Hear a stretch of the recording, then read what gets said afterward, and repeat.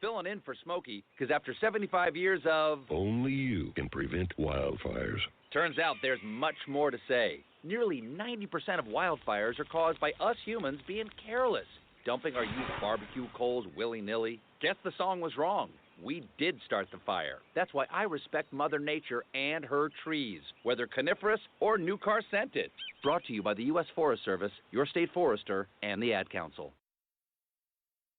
Bass players, best thing you can do for your overall sound. You've got to see this.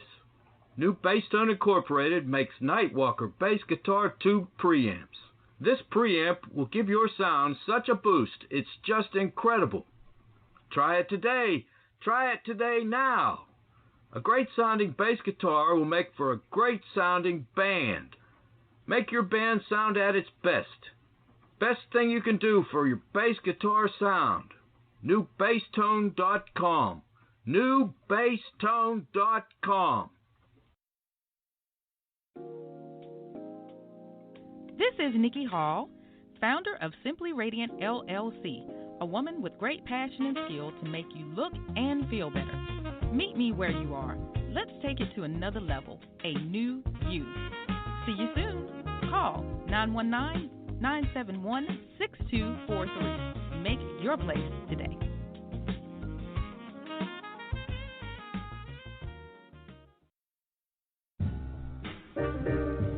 The old Renaissance is the new Renaissance, standing on tradition while embracing the spirit of distinction. This is the Harlem Brewing Company. Uniquely crafted beer brewed to deliver a taste, a sound, and a feeling that can only be described in one way, Harlem style.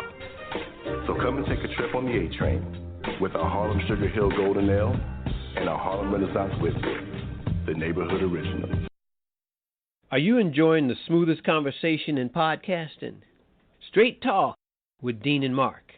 Hi, this is DJ Smooth Jazz, syndicated radio host and co-owner of Portfolio Group LLC, your smooth jazz lifestyle and entertainment group with offices in Durham, North Carolina.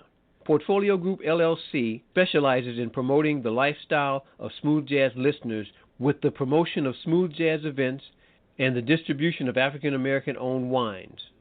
For more information, portfoliogroupllc.com, or you can swing by my secondary site, djsmoothjazz.com. Now back to Straight Talk with Dean and Mark. All right, bro, what you find out? Well, I just got in touch with Terry. He should be calling us in the next 2 to 3 minutes, so we'll just continue chit-chatting and everything. But, yes, I did get Terry. And, you know, sometimes you just type too fast, and when you type too fast, you miss a number. So he had actually emailed me earlier to tell me that I was off by a digit. So those things happen. We're all human, and we all make mistakes. So when he told me what is going on, I was like, oh, that's would explain why you hadn't called yet. So that's all we went on and everything. So that's just the way things go sometimes. But we're going to keep this thing rolling right along. So you were talking that Ninth and them have some new albums out. So that is not Ninth, but you said it was who was that? That they were just performing? The group is Little Brother.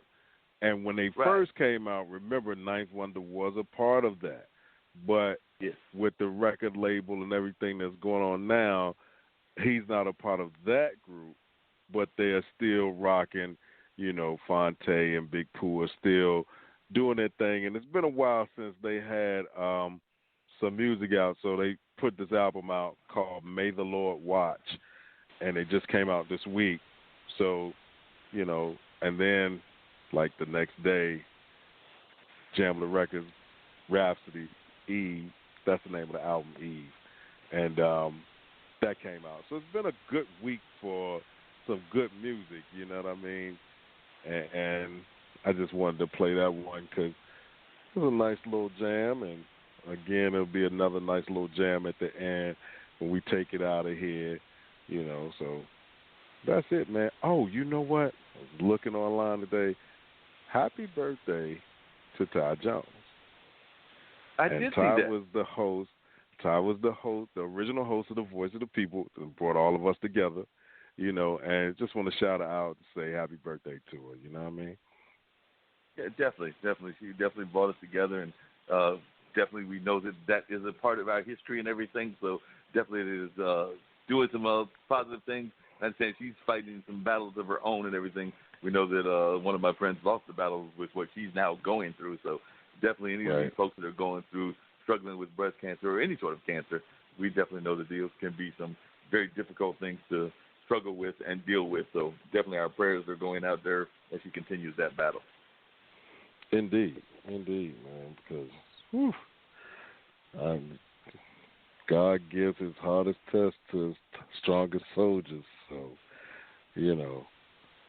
I didn't understand that statement until something happened to me, and from that point, it was like, I still don't get it, but when I was able to overcome that, now I kind of understand it,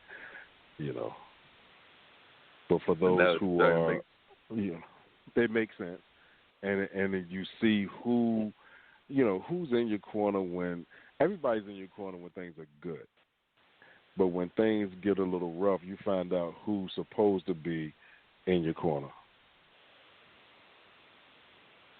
Yeah, and I think that's across the board. I would even argue that that's even across the board with some of our major issues. I know that when I've talked to my friend Zach, who's been going through some stuff with housing and things of that nature, yeah, people give you a lot of talk. Even what we talked about earlier with what that banquet was about. People give a lot of talk about what they can be doing or what they should be doing, but when it hits the road and you got to actually make some decisions that's going to impact folks give more lip service than they do actual action. And I know that in a lot of times, and we know that politicians are going to be politicians and folks of that nature, but sometimes you actually got to do the hard work of making the changes and just can't give lip service. Because after a while, folks will get tired of the lip service, and they're going to want to see action and see reality.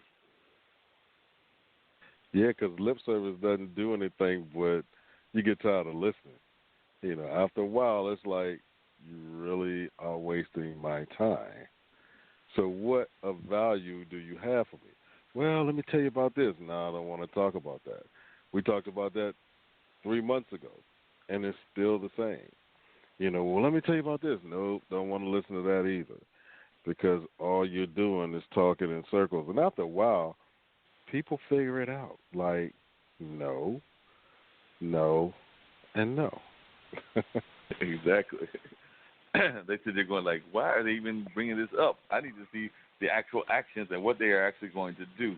You can say that you're going to build affordable housing, but what is your definition of affordable housing, and what are you doing to make that housing affordable? I know I was talking to a person because I had posted on this thing called Open Mic, which is a new platform that lets folks give their opinions, but in a shortened version. And one of the things that was talking about was rent experiences. And one person was telling me that in their town, and I believe they're out of the West Coast somewhere, the average rent that they were dealing with was somewhere in the neighborhood of $3,500.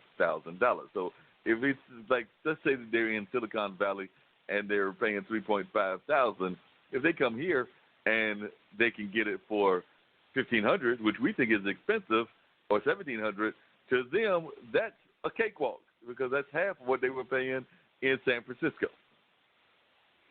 Man, rent $3,500. Oh, golly! They said $3,500. 3 points. That's no, man. Hold on. For what? A 2-bedroom? I want to say that they said that one of these rents that they were quoting me was for like a very almost an efficiency. No, see, golly, man, I would have to move because there's no way that for $3,500 a month. I gotta have it's gotta be something decent, like super decent, with 4 bedrooms, at least 2.5 baths, a den, a kitchen, like a house. Right. You're spending all that money, and then unless they get paid along those lines where $3,500 is comparable, then okay, that makes sense. But if they don't, then man, how do they live?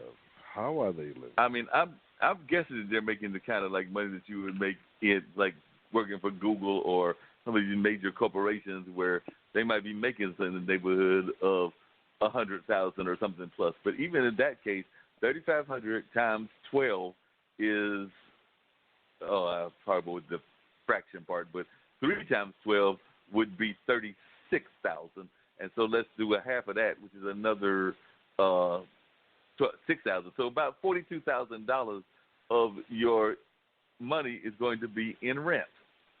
Right. Even if you're making even if you're making $100K, $42,000 is in rent, which is about 40% of your income. Yeah. If you're doing it on your own, that's rough. Because remember, you got to take out the taxes. So if you take the tax out of $100,000, you're gonna pay probably at least $28,000 to $30,000 in taxes. Easily. And we haven't even got to the we haven't even got to the utilities, because I imagine if 35K is, imagine if they're paying like 3.5K for rent, that they're probably paying something high for electricity, water, and the other car insurance, the other things that you've got to pay just to survive for those that have cars and everything. So I'm imagining that if we add the rest of the expenses, we're probably looking at somewhere in the neighborhood of 60 to 70. You got to be making at least $150,000 to $200,000 in order to afford it. Because if you're at $100,000, you really going, and if it's one person, they're actually going to be living paycheck to paycheck. Dang, that's the point. Crazy. Dang, and we send all of this money to these other countries, and we send aid to, arguing with China and want to impose tariffs and all this other stuff. But people are really, struggling to get what they need and basic necessities that they should have without a problem.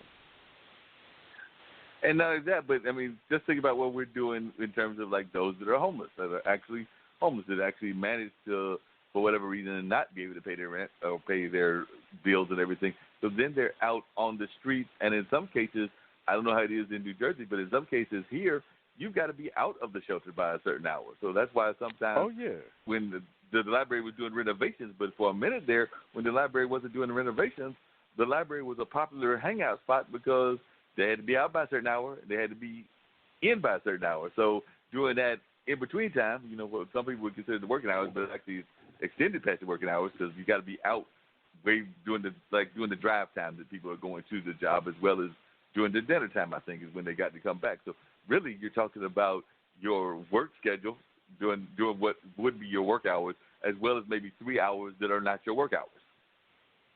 Yeah, well, up here, I know they have to be out by 6 in the morning.